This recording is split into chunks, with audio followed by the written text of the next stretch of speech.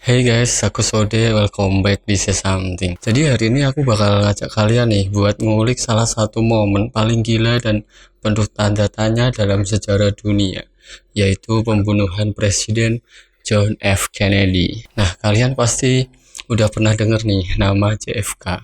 Presiden Amerika Serikat yang satu ini dikenal sebagai salah satu sosok yang sangat karismatik, visioner, dan tentunya dia adalah simbol harapan bagi banyak orang di era 1960-an. Tapi apa yang terjadi di Dallas, Texas tanggal 22 November 1963 mengubah semua itu dalam sekejap mata.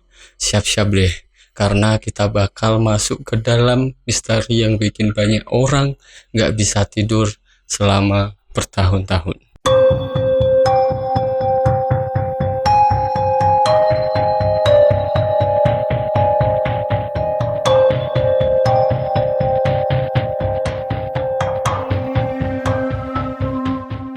Sebelum kita masuk lebih dalam nih ke cerita ini, aku bakal ngasih tahu latar belakang singkat si JFK ini. Jadi pada tanggal 29 Mei 1917 di sebuah kota kecil bernama Brooklyn, lahirlah seorang anak yang diberi nama John Fitzgerald Kennedy. Dia adalah anak kedua dari 9 bersaudara dalam keluarga yang sangat dekat satu sama lain. Ayahnya yang bernama Joseph Kennedy adalah seorang pengusaha sukses, sementara ibunya yang bernama Rose adalah sosok yang menyatukan keluarga, dan dia bersifat sangat tegas, religius, dan sangat berbakti kepada anak-anaknya. Bayangkan, menjadi salah satu dari 9 anak, pastinya suasana rumah penuh dengan keceriaan, bukan?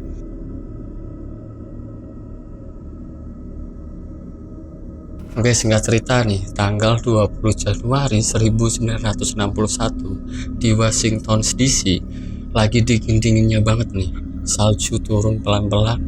Tapi bukan cuaca yang jadi pusat perhatian hari itu, melainkan sosok John F. Kennedy. Di usianya yang baru 43 tahun, JFK mencatat sejarah sebagai Presiden Amerika Serikat yang termuda. Dan gak cuma itu, dia juga Presiden Katolik yang pertama. Orang-orang berdatangan nih dari segala penjuru buat lihat langsung pelantikan ini. Momen bersejarah yang gak boleh dilewatkan. JFK naik ke panggung dengan gaya yang super cool, mengenakan jas tebal buat ngelawan hawa dingin. Lalu dengan suara tenang tapi penuh keyakinan, dia mengucapkan sumpah jabatan di depan Chief Justice Earl Warren. Momen itu guys jadi salah satu yang paling ikonik dalam sejarah Amerika. Tapi bukan cuma sumpah jabatan yang bikin hari itu berkesan. Jadi JFK ini langsung menggebrak dengan pidato inaugurasi yang sampai sekarang masih diingat banyak orang. 8 ribuan warga Amerika dan juga dunia.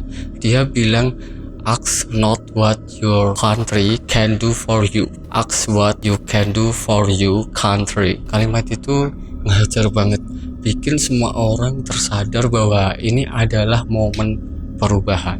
Di dalam pidatonya JFK nggak cuma ngomongin soal kebijakan atau politik biasa nih, dia ngomongin tentang visi besar, tentang persatuan, dan tentang tanggung jawab global di tengah perang dunia yang sangat memanas. Dia ngajak seluruh dunia buat kerja bareng, bukan cuma untuk Amerika, tapi buat seluruh umat manusia. Jadi itulah awal mula kepemimpinan yang bakal menginspirasi banyak orang dari generasi ke generasi. Setelah pidato itu selesai, suasana langsung penuh semangat. Orang-orang langsung percaya bahwa mereka nggak cuma dapat presiden baru, tapi juga harapan baru. JFK berhasil nih menyalakan semangat baru di hati warga Amerika. Dan pelantikannya jadi awal dari era baru yang penuh tantangan, tapi juga penuh peluang.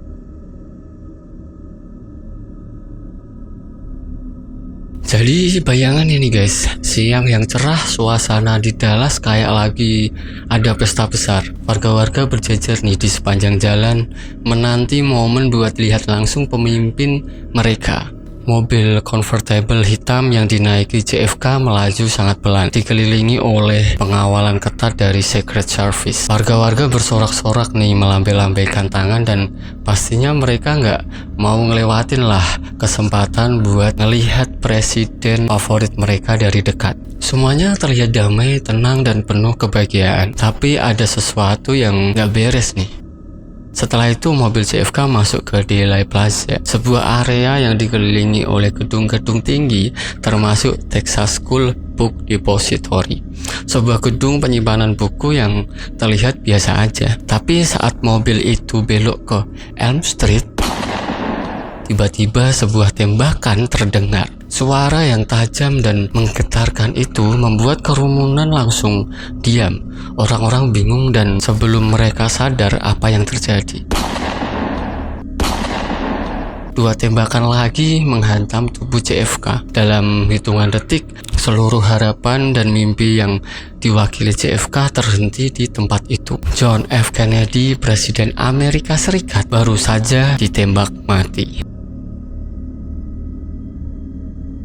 Dan disinilah kita mulai masuk ke bagian yang paling bikin pusing. Lee Harvey Oswald, seorang mantan marinir yang gak banyak dikenal publik, tiba-tiba nih jadi headline di seluruh dunia. Dia ditangkap polisi dan langsung dituduh sebagai pelaku utama pembunuhan JFK. Tapi guys, kalian harus tahu, cerita ini jauh dari kata selesai. Oswald dengan tegas bilang dia nggak bersalah. Dia bilang cuma jadi korban konspirasi besar. Tapi kalau bukan dia, siapa lagi? Apa mungkin ada dalang besar di balik ini semua? Oswald mungkin bisa ngomong nih dia nggak bersalah, tapi nih bukti-bukti di lapangan seolah-olah nunjuk langsung ke dia. FBI dan Warren Commission, yaitu tim penyelidik resmi dari pemerintah, ngebilang kalau Oswald lah pelaku tunggalnya, alias lone wolf. Tapi tunggu dulu nih guys, ada yang nggak klop. Gimana kalau sebenarnya ada lebih dari satu penembak? Gimana kalau Oswald cuma dijadiin kambing hitam buat nutupin sesuatu yang jauh lebih besar?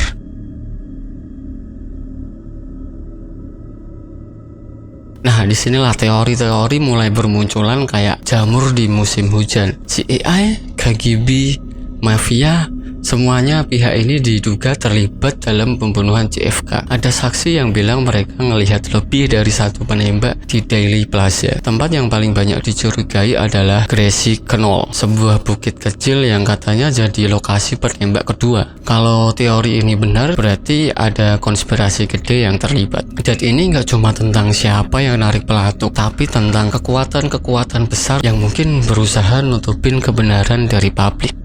Jadi teori mana sih yang menurut kalian paling masuk akal? Ada yang bilang CIA terlibat karena JFK dianggap ancaman buat kebijakan mereka. Ada juga yang nuduh KGB karena ketegangan perang dingin antara Amerika dan Rusia saat itu lagi panas-panasnya. Dan jangan lupa nih, ada mafia yang konon punya dendam pribadi sama JFK karena kebijakan anti mafia yang dia dorong. Tapi dibalik semua teori itu, satu hal yang jelas, kebenaran tentang siapa yang sebenarnya narik pelatuk masih jadi misteri yang gak pernah benar-benar terpecahkan. Terlepas dari semua teori dan spekulasi, satu hal yang pasti nih guys, John F. Kennedy meninggalkan warisan yang sangat mendalam. Dia bukan cuma presiden, tapi juga simbol harapan, perubahan, dan visi untuk masa depan yang lebih baik. Justru kematian dia yang membuka pintu ke salah satu misteri terbesar dalam sejarah Amerika. Setiap kali kita ngomongin JFK,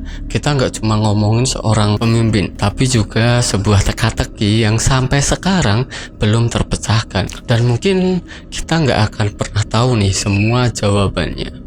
Kasus JFK ini guys, nggak cuma soal siapa yang nembak, ini juga tentang kepercayaan kita sama pemerintah, sama institusi-institusi besar yang seharusnya ngelindungin kita. Tapi gimana kalau justru mereka yang ada di balik semua ini? Apakah kita udah cukup puas dengan jawaban yang ada, atau kita harus terus menggali lebih dalam? Karena pada akhirnya ini cuma cerita masa lalu. Ini cerita tentang bagaimana sejarah dibentuk dan siapa yang punya kendali atas kebenaran.